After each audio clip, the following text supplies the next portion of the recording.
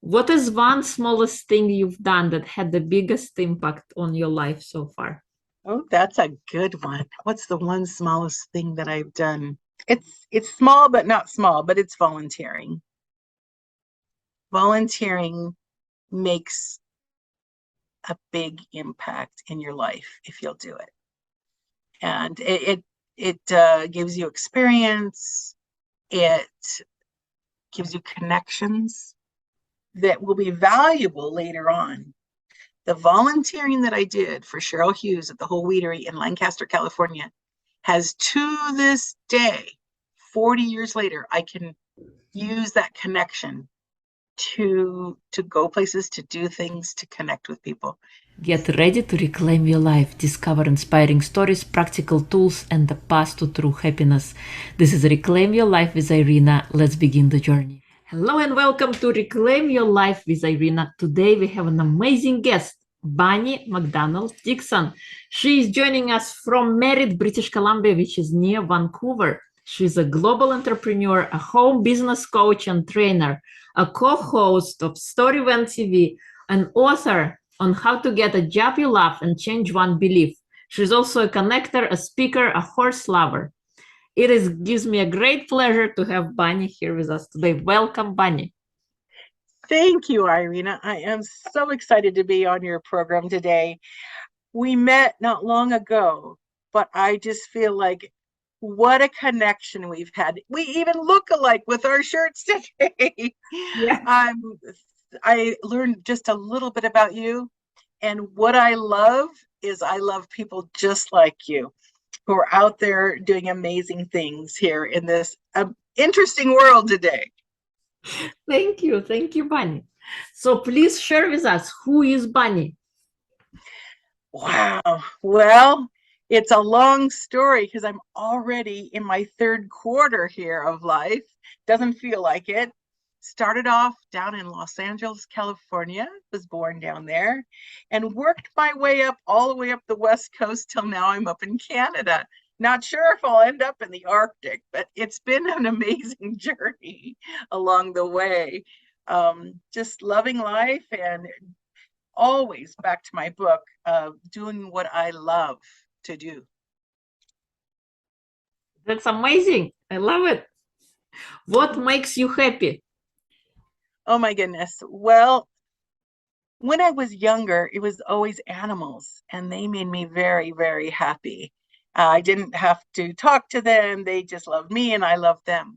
But as I grew older, my love for people grew and grew and grew, and now I just love helping people. I love to help people for whatever circumstance they might have. And one of the ways is I feel like our work in life, it's most of our day. We prep to get ready to go to work. We go to work and then we come home and decompress from work. But I always felt like we should do what we love to do because that is our life. That is our life. If we're working now, if we're a mom at home, that's work too. I know that to be true. I have one sister who was a stay-at-home mom. Well, there's plenty of work to do. We were talking about that the other day. Her work was to not only raise the kids, but she volunteered for the school. That is a type of work. It's just unpaid work, but it's giving back. And so when we're working, we want to make sure we love what we do. So we go in and are joyful. We feel better for working in what we love to do. And one of the people who I love and adore in my life who did not like his work was my father. And I think that triggered me a bit. He would not like his work. And I said, when I grow up, I'm going to love my work. So that's what I've done. I have done jobs that I didn't particularly like, but within that, any job we do, this is in my book, any job we do, it's the perfect job. And that's the chapter in Change One Belief. Whatever we do, we can make it the perfect job just by looking at it and saying, what can I learn here? Who can I help here? Just for fun, I'm working just for fun now in a small coffee shop bakery right now. And what do I make? I make bannock, which is a First Nations bread, fry bread. And this sounds so strange.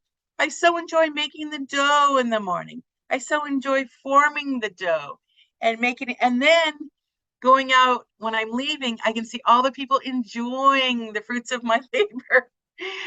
Do I have to do it? No, but do I love to do it? Yes, or I wouldn't be there. It's just so much fun. I love it. I think it puts a great perspective, just Mhm. find out what it is that makes you happy, or if it's Mhm. unpleasant job, what part of it Mhm. fulfills you. And I think so true about, helping others. I think that we have that in common. We do. Figure out and how you can help. It could be nothing for you, but it could be a great deal for somebody else who you're helping. Mhm. Sometimes I've heard people say, well, I hate my job. And I think about that and I'm like, what is it that they actually hate? Is it the hours, the people, the job itself? Some jobs are very physical. Some jobs are very mentally taxing. If within that job, find out the parts you do like, find out everything you can about that job. And again, there's a gamut or an array of job. I've met, well, the favorite story. Here's my favorite story. It was Julio Iglesias, one of the #1 singers in the world. His parents says, you're going to go out and be a lawyer. He got all the lawyer training. He's never practiced law. He was one of the #1 singers in the world. He did what he loved. What if he'd been a lawyer? I think he would have been a very unhappy man, not enjoying it. So if you find yourself saying these words, oh, I don't like my job. I don't enjoy this. I wish I were retired. I wish it were the weekend. You need to ask yourself, how can I change that mindset? Because you can be working one job and learning skills for another job. That's one of the things I like to train people is it doesn't have to be all or nothing. It can be all in something. It could be, for instance, I worked at the US Postal Service in the Mojave Desert at Edwards Air Force Base, and I had to walk in 115 degrees heat. I realized after the very first day that this might not be the job I want to stick with. It took me 6.5 years to leave. I got great pay. I worked very, very hard. But while I was working at night, I would go to school. And I planned to own a business. And I studied and studied. And then the funds that I thought were going to be there did not come about. I ended up working for a woman. Meanwhile, while I was at the post office going to school at night, I volunteered at her place of work. Now, you can't do this everywhere, but you can do it a lot of places. When you volunteer, they get to know, like, and trust you. And if you're a good worker, oh my goodness. So she let me come in and volunteer at her place. I was going to school at night. And at the end of the year, when I found out my funds for this store I was hoping to purchase did not happen, Cheryl Hughes said, would you like to come to work for me as the general manager of a very large store? Wow. So the opportunities came in different areas. I learned on the job. Instead of starting at base pay, was right at the top pay. I was loving what I was doing, and I never looked back ever. And from that job, it catapulted me after about 4 years into my own sales brokerage for natural products. So everything we do can help us catapult to something we might really love to do. That's incredible. A funnier story yet. I wrote for for a newspaper for 13, 14 years, writing a food recipe every week. Oh, wow. Guess how much my pay was? I don't know. A free newspaper. But guess what it did for me? I would say to people, well, I write a food column. I would get jobs. Mhm. I've never been without a job in my life.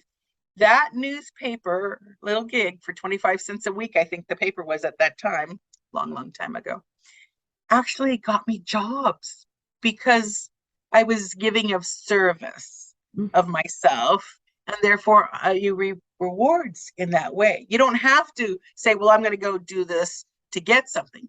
But if you do it with your heart, Mhm. it will often pay off handsomely. Mhm. I love it. What makes you smile? Oh, that's a good question. I do read every morning I would call it a spiritual passage.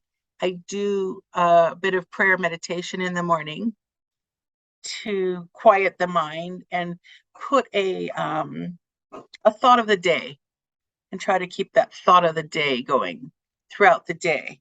I do that. And saying that, I give of service to a friend of mine who has some physical disability challenges. And I text her every day, a good morning. Right away, I'm lifted.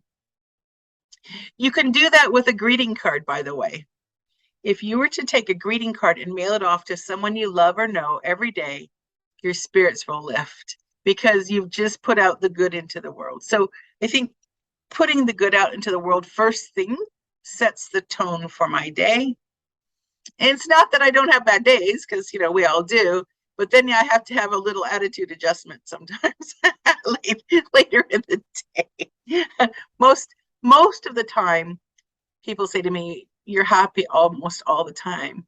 Well, what's the alternative? What's the alternative? You get to decide your mood. We And get I to think it's decide. a great way to start your morning by Mhm, being of service to somebody else. And I mhm, think we feel better when we give gifts to others as opposed to when we receive them. That's how I mhm, feel, at least. mhm. When I give to somebody else, is like I feel better. Yes, yes, indeed. Um, Interesting you should say that. When we often people, I've done many jobs, and I call it a portfolio career. And many of us will in this lifetime do more than one job. And one of the things I've realized is uh, you get to meet different people in different places that they're at too. They might be at the beginning of a job and they might need encouragement. Some people need encouragement to leave their job, and some people to come to a job and try it. My grandmother always said, try this bite of food. You may like it. So sometimes, by back to volunteering, if you're not sure what you want to do, go volunteer.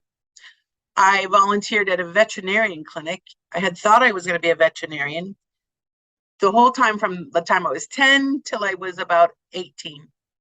That's what I was going to go do. So then I worked for a veterinarian and suddenly realized something very dramatic. I didn't like blood. Good lesson. And I did volunteer on that job, and realized that wasn't for me. And it was a good thing. So volunteering can take you a lot of places that you wouldn't have been able to know about before you went and did the job. So if you're thinking about a career or job, talk to people in that industry. Now, just because they might like it or not like it isn't the point. It's what do they do? What do they like about it? What don't they like about it? You might hit someone that just can't stand their job too. But what is it about the job that they don't like? What is it about the job they like? So that they can decipher, what am I good at? That's the other thing. We change through our life. Sometimes we're really good at something and we release it. And sometimes we bring on new things. Some people do the same thing through the whole life and they're very, very happy. My mother was a nurse. She loved being a nurse. Mhm. That wasn't for me. Yeah, yeah, for sure. So there's some fun things you can do, and knowing you start here, and here's where you want to go, and how do you bridge that? How do you get there? Yeah. What makes your heart sing? Oh, I love growing things. I love cooking. I love walking. I love being in nature. I love animals, and I love helping people. Though all of those things, it's very encompassing. It's not any one thing. It's like all and everything. Um, Even this world today, with all of its challenges, what I'm realizing as a woman, when would I have wanted to live? 1,000 years ago? 500 years ago? Now? Now is a good time. A lot of conveniences now. Yeah, yeah. What is your number one personal superpower? Oh, that's a good one. What's my superpower? I think it's engaging people to talk and to talk about themselves. My husband and I do Story Van TV. In fact, we got to interview you. And I just love, like you do, learning about people, what makes them tick, what makes them happy, what they've overcome, and how they are right now and where they might want to go. And then being that person that can be the cheerleader for them. Yeah. Yeah, I do see it in you as as a superpower. Yeah. So I guess I'm a cheerleader. I wasn't in high school, but I am now. When you were growing up, who did you want to be? Oh, that's a good question. Who did I want to be? It wasn't the president of the US, that's for sure. Didn't want to be the president. Um, I just really wanted to be a veterinarian that helped animals at that time. That's who I wanted to be. Again, till I learned, till I went and worked for one and went, oh, that isn't for me. It was kind of shocking, actually. I was like, what? I thought I would like this. And then I went, ooh, I can't handle blood. So tell me, how did you, how you call it, from being living in a stable environment, how did you decide to embark and live your life in an RV and travel the country? Oh, interesting story. We all have our twists and turns in life. And I was living in a lovely apartment in Falls Creek, Vancouver, British Columbia, with $1 million view. It was incredible. And I had decided to start dating again. And I met my future husband. Anyway, the apartment building manager noticed he was there a lot. And he says, well, yeah, no, he can't live there with you, right? I said, oh, can we have another apartment in this building? He said, no. So we were like, uh-oh. And housing was quite tight there in Vancouver, quite expensive, quite tight. And he had an RV. My husband, Greg, had an RV. And we said, what are we going to do? So we packed up. I got rid of all my stuff. All we have is a small, it's not small, it's 24-foot long, classy RV and a little locker. That's all we have. Let go of furniture, stuff. Still have more stuff I can get rid of, but um, cut it down to a minimalist life. And we took off in the RV from Vancouver across the states all the way to Florida, went to a writing convention. And then we went across the lower level called 18,000 miles between the snow line and the alligator line. And then we came all the way back up to British Columbia. We've been around quite a bit of the US. And my husband's traveled every state except Arkansas. And I've traveled most of the states on the West. And what we found is everywhere you go, there you are. And there's opportunities everywhere. And there's amazing people everywhere you go. And I always like to fantasize about what it'd be like to live in this town, or what would it be like to live in that town. And I don't have a particular town. We did love Nashville. We did enjoy some parts of California for sure.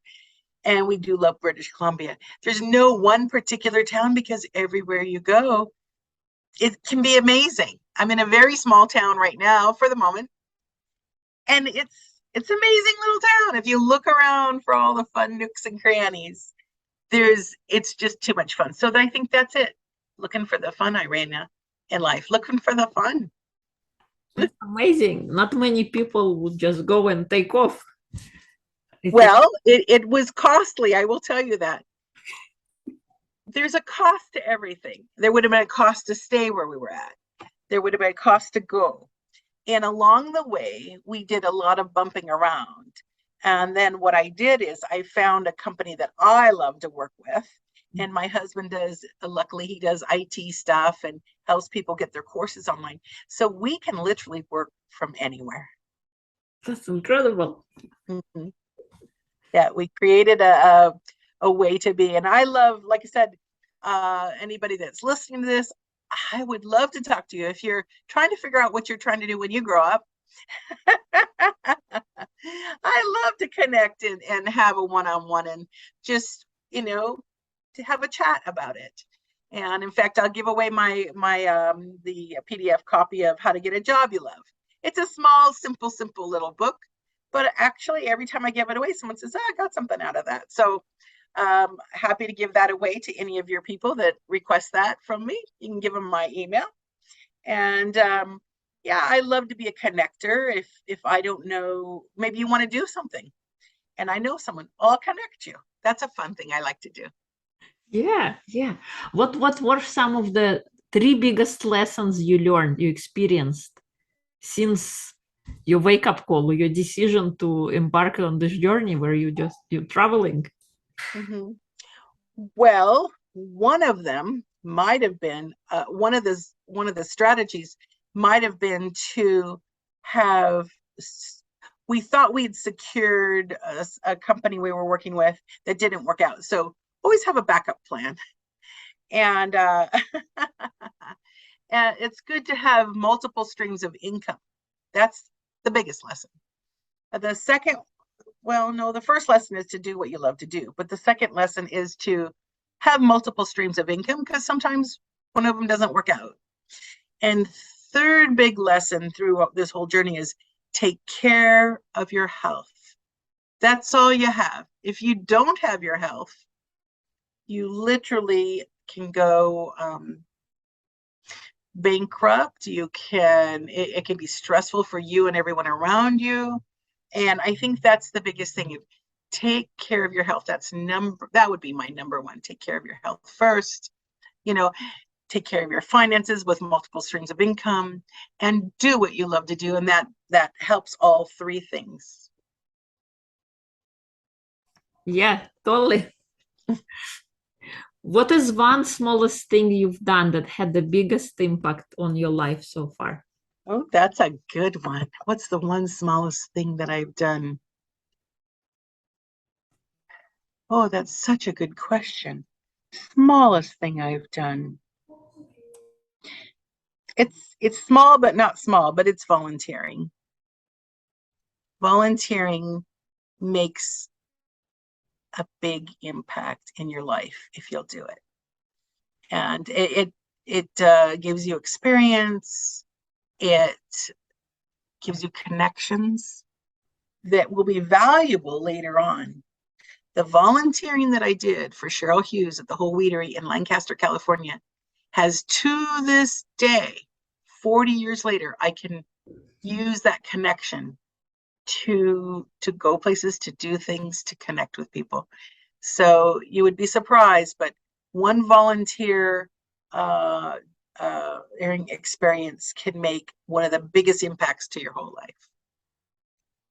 Yes, and I think we've heard during this conversation today, how incredibly it has been a helpful resource for you and for anybody. I think it's a great opportunity for people who don't know what they want to do in life to volunteer. And oftentimes we, like as kids, like ask the parents ask us, oh, who do you want to be when you grow up? And you have no clue yet. Right. Even after you finish school, you have like the family have the projected profession of where you're supposed to go. So you never actually get a choice or an opportunity to experience. Maybe you're great at something, you don't even have it because it's not even in your mind. So Totally agree with you. yes, Totally agree with you. And when we're kids, we don't even know all the possibilities yet. yeah. But when we're middle-aged and maybe we've had a couple kids and we're transitioning from being at home to back into the work world, that can be scary too. Or you could be middle-aged and you lose your job at any time. You lose your job, you have all these decisions to make. And some of them are, what makes me happy? What do I feel joy in doing? And or what do I want to learn? Like some people want to be an artist, but they're working, I don't know, in a job that they're a factory job, but they really want to be an artist. You can do both. You can do your factory job and do the artist in the evening or on the weekends till you transition over, if that's what you choose to do. So that's what I like people to know is it's not all or nothing. It's all in something.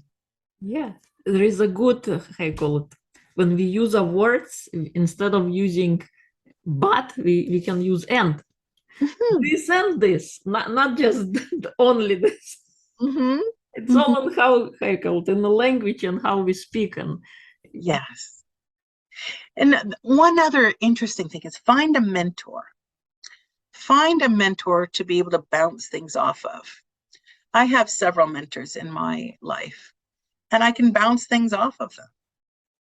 And it may not be your significant other. It might be someone else. It may be someone that's not even in the line of work that you're doing. But if you have a mentor that you can look each week at, what have I done? What do I want to do? So you don't want to do it once a month. You want to do it once a week. You want to be able to touch that person and say, here's how my week's going. Because we always want to stay, I would say, on top of it so your dreams don't fall away. yeah, yes. What is number one advice would you give to your younger self, to your 18-year-old self? That I'm okay just the way I am. I don't have to be any different than I am.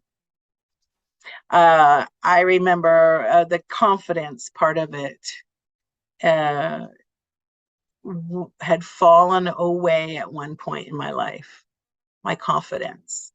And for me, what rebuilt my confidence was, get this, dancing. Dancing rebuilt my confidence. I had always wanted to do it. And my first husband tootled off with the other woman. And I was so taken aback. My confidence was so low. So what I did, and I was working the job I loved. I had a place that I loved. Everything was good, but my confidence had dropped. But I'd always wanted to dance, and he didn't want to dance. It's okay. I learned how to dance, and it changed my life because I was doing something I was good at. And I had so much fun. I can relate to that too. My previous husband didn't like dancing either, and I did. And after our breakup, I got back into the Argentine tango, and I did that, and it was amazing. Ooh, that's such a lovely dance for sure. My favorite was West Coast swing and country two-step. I just love those. Oh, and the favorite of all, Zydeco and Cajun from Louisiana. Oh my goodness. So much fun. Yeah. Any great anything great happening in your life right now that you want to share? Yes, I'm having incredible time guiding people to how to start their own business from home. I'm just really, really enjoying that. being a mentor, and helping people get back on their financial feet, as well as staying healthy. We have a website called the Healthy Wealthy Camper.com. And we started it because, again, back to your health and your wealth. When both of those are pretty good, life is pretty good. Yeah, so true. I love it. If people would like to learn more about you, where would they go? Very easy. Bonnie at Storyvan TV is my email, or you can book a time with me at healthywealthycamper.com. You just click on it and you can book an appointment. I'd love to meet you. I'd love to just chat about your life. How's work going? Thank you, Bonnie. It's been a pleasure of having you. Thank you so much for sharing your story and your wisdom and your incredible lessons. It's been amazing. Thank you. Thank you, Irina. I just love you. Sister by another mother already. I love you too.